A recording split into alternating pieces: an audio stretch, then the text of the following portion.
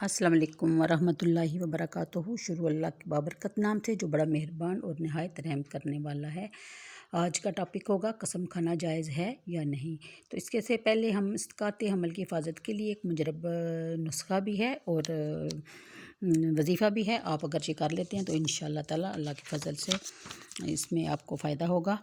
تو ابھی آپ کو وہ اسکرین پہ بھی شو ہو جائے گا، لیکن میں آپ کو بول کے بھی بتا دیتی ہوں تاکہ کسی قسم کی کوئی غلطی کا چانس نہ رہے۔ اگر کسی عورت کے کچے حمل گر جاتے ہوں تو سیاہ مرچ یعنی کالی مرچ اور اجوائن پر 80 مرتبہ ثم حلقنا پارہ نمبر 18 پہلا رکوع پوری آیت پڑھنی ہے، پھر سورہ کافرون اور سورہ مزمل شریف ساتھ ساتھ بار پڑھنی ہے، پھر سورہ لم نشرہ 11 بار پڑھ کر دم کریں، اور یعنی کہ کالی مرچ اور اجوائن پر۔ تو پھر آپ نے کیا کرنا ہے، ہر روز 7 دانہ کالی مرچ کی اور تھوڑی سی اجوائن جب تک آپ کو بچہ پیدا نہیں ہو جاتا آپ نے کھانا ہے۔ اس کے علاوہ آپ بانجھ خواتین بھی یہ عمل کر سکتی ہیں، انشاءاللہ اللہ کے فضل سے ضرور فائدہ ہوگا۔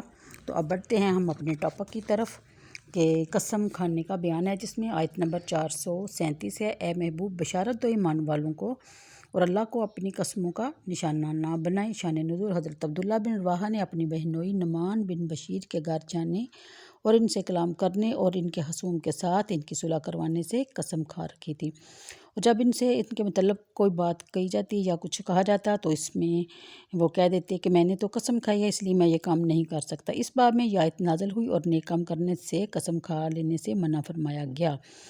مثلا اگر کوئی شخص نیک کام نہ کرنے کی قسم کھا لیتا ہے تو اس کو چاہیے کہ قسم توڑ دے اور قسم کا کفارہ کرے۔ رسول کریم صلی اللہ علیہ وسلم نے فرمایا کہ جس شخص نے انجانے میں یا غصے میں جان بوجھ کر نیک کام نہ کرنے کی قسم کھائی یا اسے بعد میں احساس ہوا کہ میں نے جس کام کی قسم نہ کرنے کی قسم کھائی تھی وہ کام خیر اور بہتری والا ہے، اس نے کرنے میں نیکی ہے اور نہ کرنے میں برائی ہے، یا کسی کی یا اپنی بھلائی ہے، تو وہ قسم توڑ دے، نیک کام کرے اور قسم کا کفارہ ادا کرے۔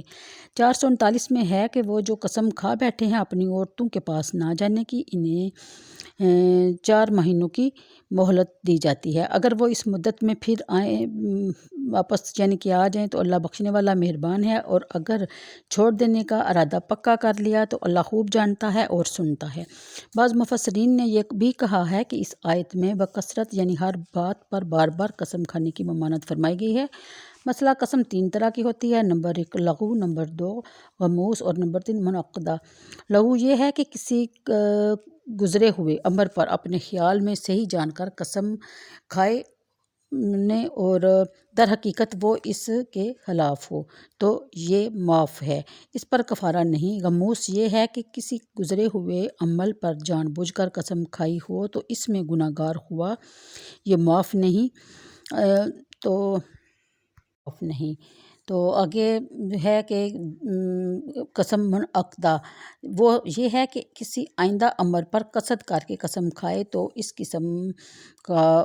قسم کو اگر توڑ دے تو گنہگار بھی ہے اور اس پر کفارہ بھی لازم ہے۔ 440 ہے۔ شان نزول زمانہ جاہلیت میں لوگوں کا یہ معمول تھا کہ اپنی عورتوں سے مال طلب کرتے، اگر وہ نہ دیتی تو ان کے پاس 1 یا 2 سال کبھی کبھی اس سے بھی زیادہ عرصہ ان کے پاس نہ جاتے اور صحبت بھی ترک کر دیتے اور قسم کھا لیتے اور انہیں پریشانی میں چھوڑ دیتے، نہ تو وہ بیوہ ہوتی اور نہ طلاق یافتہ کہ وہ اپنا کوئی ٹھکانہ ڈھونڈ سکیں، نہ شوہردار ہو کر بھی شوہر کا آرام پاتی۔ اسلام نے اس ظلم کو مٹایا اور ایسی قسم کھانے والوں کے لیے 4 مہینے کی مدت معین فرما دی، اور یہ کہ اگر عورت سے 4 مہینے یا اس سے زیادہ عرصہ کے لیے غیر معین مدت کے لیے ترک صحبت کی تو وہ جس کو ایلا کہتے ہیں تو اس کے لیے 4 ماہ انتظار کی مہلت ہے۔ اس عرصہ میں خوب سوچ سمجھ لے کہ عورت کو چھوڑنا ہے یا اس کے لیے یہ بہتر ہے یا اس کو رکھنا۔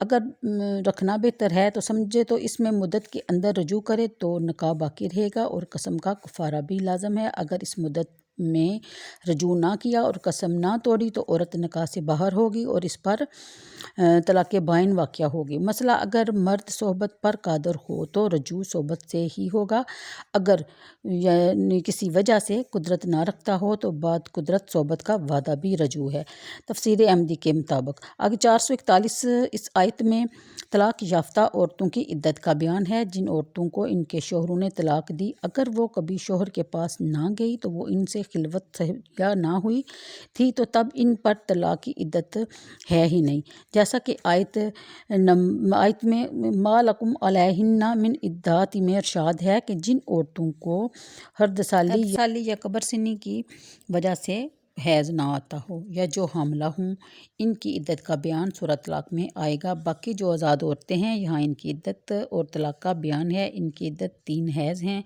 تو کافی میرا خیال ہے آگے اگر بات کی تو ویڈیو زیادہ لمبی ہو جائے گی، اس لیے میں جاتی ہوں اجازت۔ تو طلاق اور عدت کا بیان اگلی آیتوں میں آئے گا تو اس کے متعلق بات ہوگی۔ آپ دیکھتے رہیے میرا چینل اور اس کو سبسکرائب کیجئے، لائک کیجئے، اگر پسند آئے تو شیئر بھی کیجئے۔ اوکے جی، اللہ حافظ۔